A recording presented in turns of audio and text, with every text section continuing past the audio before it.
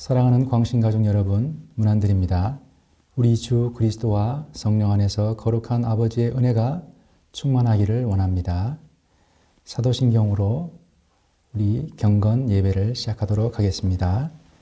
전능하사 천지를 만드신 하나님 아버지를 내가 믿사오며 그 외아들 우리 주 예수 그리스도를 믿사오니 이는 성령으로 잉태하사 동정녀 마리아에게서 나시고 본디오 빌라도에게 고난을 받으사 십자가에 못 박혀 죽으시고 장사한 지 사흘 만에 죽은 자 가운데서 다시 살아나시며 하늘에 오르사 전능하신 하나님 우편에 앉아 계시다가 저리로서 산자와 죽은 자를 심판하러 오시리라. 성령을 믿사오며 거룩한 공예와 성도가 서로 교통하는 것과 죄를 사하여 주시는 것과 몸이 다시 사는 것과 영원히 사는 것을 믿사옵나이다. 아멘. 찬송가 새 찬송가 38장 예수 우리 왕이여 함께 찬송하시겠습니다.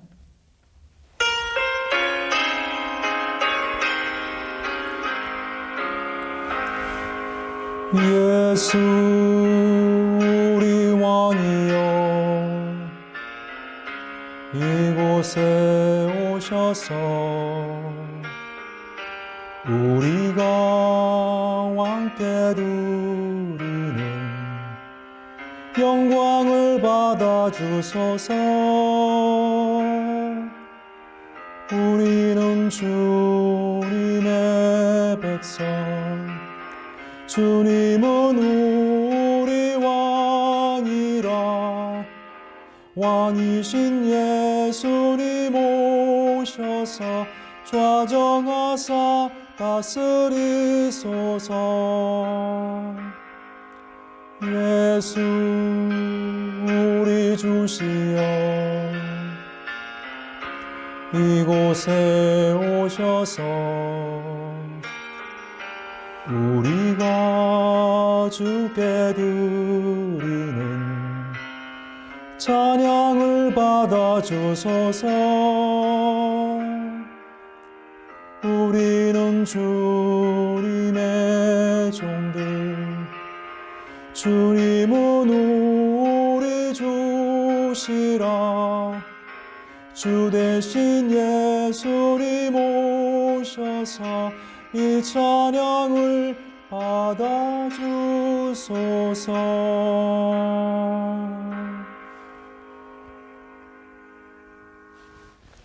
아멘. 오늘 말씀은 사도행전 2장 33절에서 36절 개역 개정 성경입니다. 사도행전 2장 33절에서 36절 말씀입니다. 기록된 하나님의 말씀을 읽겠습니다.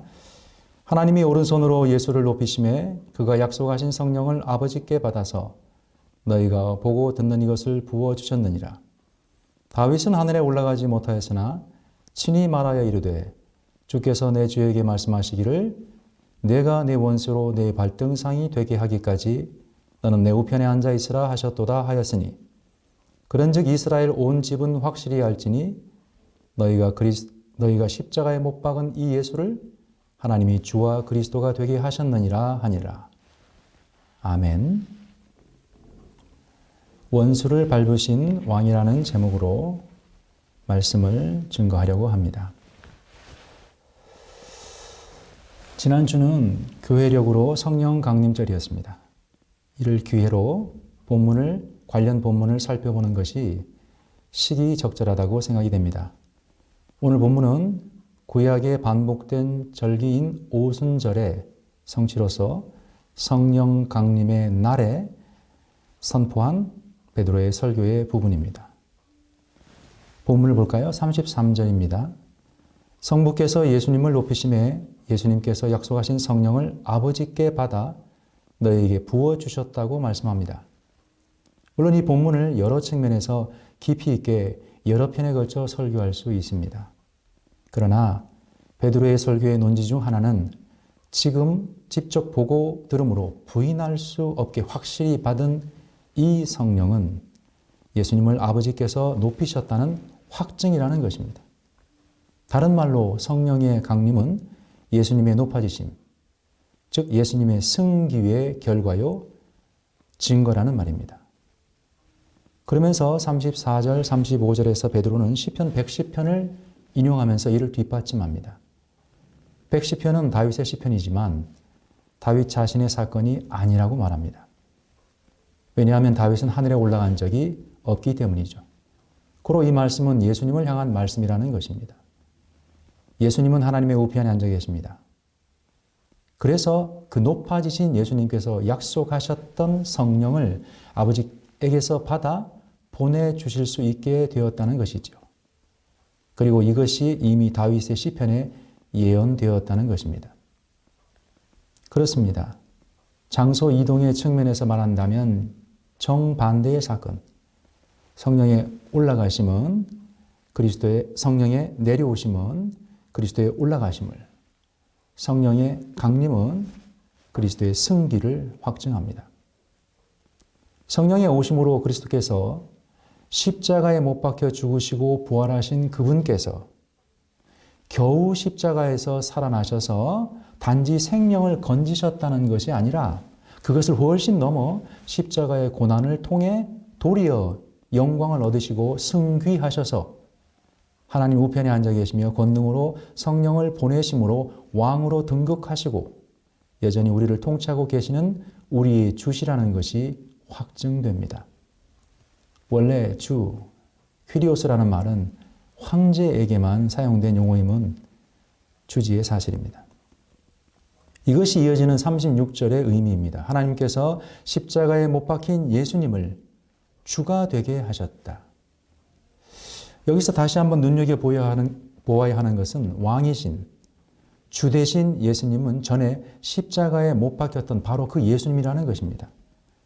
이는 단순히 십자가의 죄인을 하나님께서 높이셨다라는 말, 즉 문학적 대조만을 말하지 않습니다. 이는 도리어 신학적으로 십자가 사건을 재정의합니다. 십자가 사건이 겉으로 보면 초라하고 비참하고 치욕스럽지만 그것만이 아니라 사실은 예수님께서 그리스도이시며 동시에 우리의 주, 왕임을 보여주는 사건, 아니 왕 되신 사건이라는 것입니다. 이것은 순환적으로 34절, 35절에 인용된 발등상 되기까지 우편에 앉으라라는 110편의 말씀을 통해 다시 확인됩니다. 성부께서는 성자 예수님에게 자신의 우편에 앉음을 허락하셨고 이는 원수를 발등상, 발판 되게 하는 것과 불가분의 관계가 있습니다. 원수를 발등상이 되게 한다는 말은 완전한 승리를 거둔다는 관용적 표현입니다. 따라서 예수님의 성부 우편 좌정의 기간은 완전한 승리까지의 기간입니다. 이는 무엇을 의미할까요? 예수님의 승귀, 곧 우편 좌정은 원수와의 전쟁, 즉 본격적 심판이 이미 시작되었음을 알리는 사건임을 의미합니다. 예수님께서 결정타를 날리시고 시작하신 이 전쟁을 성부께서 끝을 내십니다. 자신의 아들을 상하게 한 원수에 대한 일종의 보복인 것이죠. 종합하면 십자가는 하나님 우편에 앉으시는 근거가 되는 것으로 예수님은 바로 그 십자가를 통해 왕이 되셨으며 십자가는 원수를 발등상 되게 하는 사건, 즉 발로 밟는 사건의 시작이라는 겁니다. 요한은 바로 이런 의미에서 십자가 자체를 영광으로 분명히 말하고 있습니다. 요한복음 7장 39절, 12장 23절. 요한복음에서 영광은 순환, 죽음과 거의 동의어입니다. 십자가는 승기하시기 위해 반드시 거쳐야 하는 것입니다.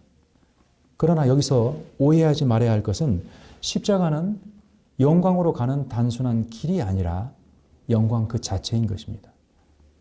승리의 왕이 되기 위해 그래서 원수에게서 자신의 백성을 건져내는 그리스도로서 왕이 되기 위해 원수를 밟고 이기셔야 합니다.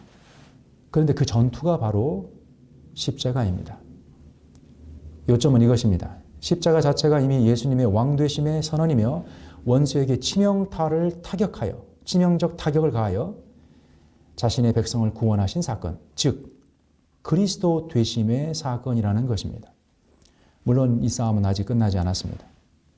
그러나 예수님은 왕이 되실 것이 아니라 이미 왕이 되셨습니다. 원수는 아직 죽지 않았지만 사실상 치명타를 받았기 때문입니다. 원수가 완전히 죽진 않았지만 예수님의 발 아래 이미 밟혔습니다. 그렇지 않으면 예수님은 진정한 의미에서 아직 왕이라고 불릴 수 없을 것입니다. 그리고 그 전쟁을 통해 십자가에서 예수님은 이미 그리스도, 즉 구원자가 되셨습니다. 우리를 구원해 내신 것이죠. 세상에서 죽음은 패배입니다. 그러나 성경에서 십자가는 승리입니다. 로만 엠파이어에서 십자가는 치욕이요 불명예입니다. 그러나 바실레이아 투데우, 하나님의 나라, 좀 더 정확히 말하면 하나님의 왕국에서 십자가는 영광이요 승귀입니다. 이것을 보아야 하며 이것을 보면 본문에서 베드로가 강조하듯 구약 전체가 십자가를 같은 맥락에서 모형을 통해 예언하고 있음을 보게 됩니다. 오해가 저어되어 부득불 모형론적 해석에 대해 잠시 설명하겠습니다. 신약이 구약을 해석하는 중심적 방식이 모형론입니다. 조지 라이스는 초대교회의 구약 해석 방식 역시 모형론이라고 말했습니다. 이 모형론은 알렉산드리아의 오리겐이 주장한 알레고리즘하고 구분해야 합니다. 모형론적 해석은 안디옥 학파의 견해로 성경의 역사적, 문자적 의미 위에 닻을 두는 해석입니다. 불행히도 오리겐의 방식이 중세를 지배하게 됩니다. 그의 삼중 의미 해석은 중세에 확장되어 사중 해석, 심지어 칠중 해석까지 확장되게 됩니다. 이를 반대한 것이 종교개혁, 교회 개혁의 해석 방식입니다. 루터는 문법적 역사적 주해를 통해 문법적 역사적 주해를 통한 문자적 의미를 강조했고 이는 사실상 그리스도 중심적 해석, 크리스토로지컬 인터프리테이션과 같은 말입니다. 우리가 잘 아는 솔라 스크립튜라라는 것은 그리스도 중심 해석과 밀접히 관련되어 있습니다. 그리고 이는 다시 구약과 관련하여 그리스도를 읽어내는 모형론적 해석이라 불릴 수 있습니다. 이런 해석은 칼빈에게는 더욱더 강조됩니다. 데이비스가 결론하듯이 루터에게 모형론은 여러 해석 방식 중 하나였다면 칼빈의 신학에서 모형론은 중심적 위치를 차지합니다. 모형 속에서 그리스도를 찾는 구속사적 해석은 성경 자체, 신약 성경 자체와 초대교회를 거쳐 개혁자들에게 이어진 성경 해석의 원리입니다. 오늘날 우리 역시 이런 해석을 지향해야 합니다. 구약에서 반복되었던 절기로서 오순절의 성취인 성령 강림의 날에 베드로가 선포한 설교 역시 모형적이고 구속사적입니다. 오늘 본문 앞에서 베드로는 다윗의 시편 16편을 인용합니다. 그러면서 말하기를 이는 다윗 자신을 가리켜 말하는 것이 아니라 그리스도를 자신의 말로 노래한 것이다 라고 말합니다. 다윗은 선지자로서 자신의 삶 속에서 그리스도를 예언한 그리스도의 모형이었다는 것이죠. 그리고 이어서 110편을 다시 인용합니다. 결국 시편 16편, 110편을 통해 다윗은 그리스도의 모형임을 강조합니다. 이런 맥락에서 십자가 사건을 조금 더 살펴보겠습니다. 영광 받으심, 곧 주님의 왕 되심으로써 십자가는 원수를 발등상 되게 하는 전쟁의 시작이다라고 말했습니다. 사실 이는 성경의 첫 구원 약속의 말씀인 소위 원시복음에서 이미 예언된 사건입니다. 창세기 3장 15절에서 하나님께서는 약속하시길 뱀과 여자와 뱀 그리고 그들의 후손들이 각각 원수가 될 것이다. 그리고 특히 여자의 후손이 뱀의 머리를 상하게 할 것이며 뱀은 여자의 후손의 발꿈치를 상하게 할 것이라고 말씀하십니다. 우리 모두는 이 사건이 십자가에서 성취되었음을 밝히 알고 있습니다. 그런데 창세기 3장의 이 원시복음과 십자가 사이에 다윗이 선지자로서 그리스도의 모형으로 위치되어 있습니다. 다윗은 그리스도의 모형이면서 선지자입니다. 자신의 삶 속에서 그리스도를 보여주고 예언합니다. 따라서 우리는 베드로가 강조한 대로 왕이자 기름 부음 받은 자, 문자적으로는 그리스도죠. 그리스도로서 기름 부음 받은 자로서 다윗의 삶에서 그리스도를 보아야 합니다. 다윗은 왕입니다. 그는 왕으로서 이스라엘을 원수에서 건져냈습니다. 베들레헴의 목자였던 다윗은 골리앗을 죽이고 이스라엘을 구원합니다. 정확히 그는 왕이자 그리스도인 예수님의 모형입니다. 그런데 성경은 왜 그토록 잔인할까요? 적장을 죽였으면 그만이지 왜 그 머리를 베었을까요? 이는 모형적이고 상징적 의미 때문입니다. 골리앗은 머리에 돌을 맞아 죽었습니다. 그리고 그 머리가 베임으로 머리가 상하여 죽었음을 성경은 강조하고 있습니다. 이는 창세기 3장 15절의 예언, 원수의 머리가 상하게 될 것이라는 예언의 성취자인 그리스도를 예표하는 행동인 것이죠. 구약에는 이런 모형적이고 예표적인 사건이 반복적으로 등장합니다. 여호수아 10장에는 다섯 왕, 예루살렘 왕, 헤브론 왕, 야르문 왕, 라기스 왕, 에글론 왕,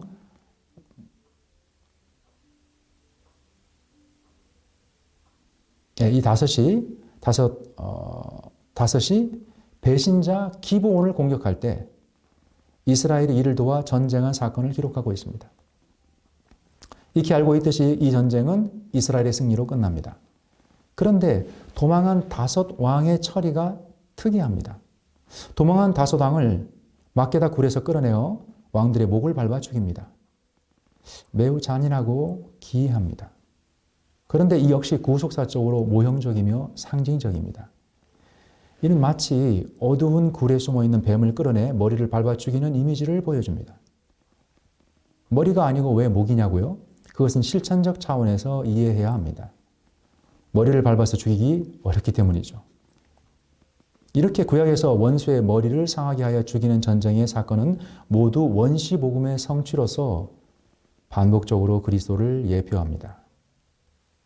다시 다윗으로 돌아가 모형으로서 다윗의 뒷이야기를 마저 살펴봅시다. 다윗은 골리앗의 머리를 상하게 한 뒤 그것을 어떻게 했나요? 사무엘상 17장 54절은 분명히 말합니다. 예루살렘으로 가져왔습니다. 왜 그랬을까요? 죽이고 미안해서 장사를 지내준 겁니까? 그렇다면 무엇하러 예루살렘까지 가져왔을까요? 잡은 동물의 머리를 걸어놓는 것을 트로피라고 하지 않습니까? 마치 사냥의 기념물을 가져오듯 승리의 트로피로서 골리앗의 머리를 가져온 것입니다. 원수의 머리가 예루살렘에 있도록 말이죠.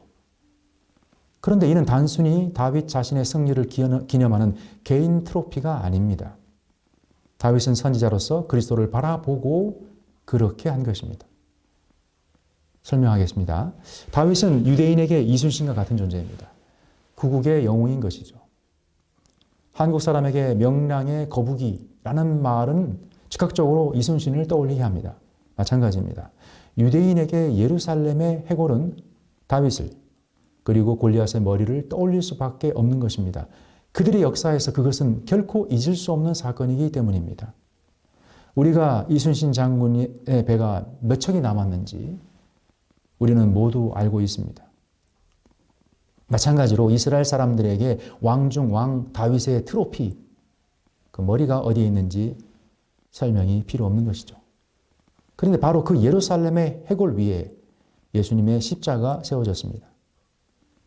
예루살렘에 위치한 골고다, 그 뜻은 바로 해골입니다. 성경은 왜 그 지명을 밝히고 있을까요? 십자가의 장소가 해골처럼 생겼다고 말하는 이도 있지만 골고다의 지형은 도무지 해골처럼 보이지 않습니다. 또한 그렇다 해도 그것이 어떤 의미가 있을까요? 성경은 단순히 십자가의 역사성을 확실히 하기 위해 그 장소를 역사적으로 기록하는 것만이 아닙니다. 도리어 그것은 십자가 사건의 구속사적 의미를 촌철살인 같은 한마디로 선언하는 것입니다. 십자가는 골고다 위에 세워졌다. 예수님의 못 박힌 발은 해골 위에 세워졌다. 골고다는 예수님의 십자가의 GPS상의 위치가 아닌 영적 위치를 알려줍니다. 사단은 십자가에서 예수님의 뒤꿈치를 상하게 했지만 실상 그것은 왕이신 예수님께서 원수의 머리를 밟는 사건이라는 것이죠. 즉 창세기 3장 15절의 원시복음이 다윗이 가져온 골리앗 머리를 통해 정확히 골고다에서 성취되었던 것입니다. 골고다의 십자가, 아니 해골 위의 십자가는 이를 드라마틱하게 회화적으로 보여줍니다. 그리고 다윗은 그 의미를 시편 110편에서 미리 말한 것입니다. 십자가를 통해 예수님은 우리를 구원하시는 그리스도이심을 드러내시고 동시에 우리를 위해 싸우시는 왕임을 드러내십니다. 십자가는 예수님의 그리스도와 주, 곧 왕되심을 나타내주는 사건입니다. 십자가 위의 패가 무엇이라고 말하죠? 예수님은 죄인이 아니라 왕이십니다. 십자가에서 예수님은 이미 왕으로 죽으셨고 그 죽음은 구원자 그리스도의 죽음이었습니다. 그 죽음의 실상은 승리였습니다. 십자가는 그리스도의 영광, 승귀, 원수를 발등상 되게 하는 결정적 시작이었습니다. 말씀을 맺겠습니다.